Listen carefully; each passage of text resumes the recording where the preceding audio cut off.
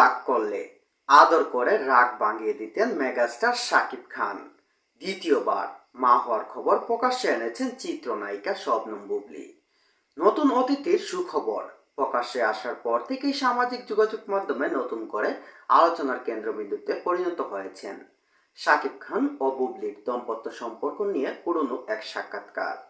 বছর ছাড়েক আগে শাকিব খান জানিয়েছিলেন, অপু বিশ্বাস এবং চিত্রনায়িকা শবনম বুবলী দুজনেই তার জীবনের অতীত। অনেকেই ধরে নিয়েছিলেন শাকিব খান ও বুবলীর দাম্পত্য সম্পর্ক ইতি টেনেছেন 2022 সালে। নভেম্বরের এক সাক্ষাৎকারে শাকিব বলেছিলেন, একটা কথা নিশ্চিত করে বলতে চাই, অপু বিশ্বাস ও বুবলী দুজনেই এখন আমার জীবনের অতীত।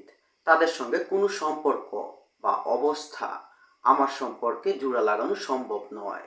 তিনি আরও বলেছিলেন, তারা আমার সন্তানের মা হিসাবে তাদের যতটুকু সম্মান প্রাপ্তি আমি ঠিক ততটুকুই সম্মান তাদেরকে দিয়ে যাব সব সময়।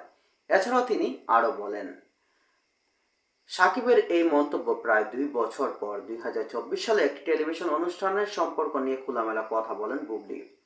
তিনি জানান, বিচ্ছেদ হয়নি এবং ভুল বোঝাবুঝি কাটিয়ে উঠার জন্য তারা সময় নিচ্ছেন। বুবলী বলেছিলেন, আমরা টাইম নিচ্ছি, আমাদের ডিভোর্স হয়নি। এটি দাম্পত্য সম্পর্কে অনেক ভুল বোঝাবুঝি হয়, শেহজাদকে নিয়ে একা সংগ্রাম করছি। সেখান থেকে সন্তানের বাবা হিসাবে তাকে কখনো অসম্মান করিনি। সেই সাক্ষাৎকারে সাকিবের প্রসঙ্গে তিনি আরো বলেন, আমি কখনোই আক্রমণ করিনি,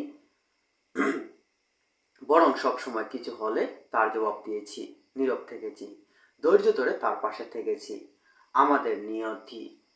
আমাদের নিয়মিত দেখা হয়, সময়ের সঙ্গে সঙ্গে তাদের বোঝাপড়া আরো ভালো হয়েছে বলে জানিয়েছেন এই